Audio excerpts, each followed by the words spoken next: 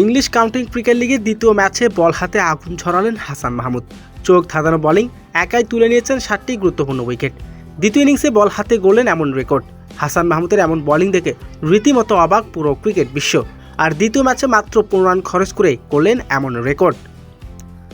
English county cricket লিগের দ্বিতীয় ম্যাচে কাউন্টি চ্যাম্পিয়নশিপে ব্যাট হাতে সুযোগ পেয়ে 22 রান করলেন হাসান মাহমুদ।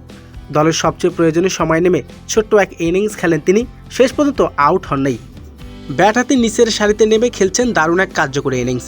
22 রান, তবুও গুরুত্বপূর্ণ 3টি 4 মেরে দলকে 400 রান পেরিয়ে দেন এবং বড় ভূমিকা রাখেন হাসান মাহমুদ।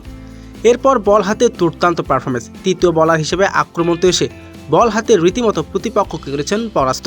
কখনো সুইং, কখনো ডট বল এবং আবার কখনো দিচ্ছেন ইয়র্কার। বল হাতে নজর কাড়া পারফরমেন্স, পাশাপাশি আগুনে ঝরা বোলিং করেছেন হাসান মাহমুদ। তৃতীয় বোলার হিসাবে বল হাতে এসে রীতিমতো তুলে নিয়েছেন 2টি গুরুত্বপূর্ণ উইকেট, 2টি মেরেছেন বোল্ড। টানা ডট বল ব্যবহার করে চাপে ফেলেছেন প্রতিপক্ষ ব্যাটারকে। এর পরের ওভারে আরও একটি উইকেট তুলে নেন তিনি। মোট 12 রান খরচ করে নেন 5টি উইকেট। এরপর 8তম ওভারে বল হাতে আসেন হাসান মাহমুদ। সে ওভারে তুলে নেন আরও 2টি উইকেট।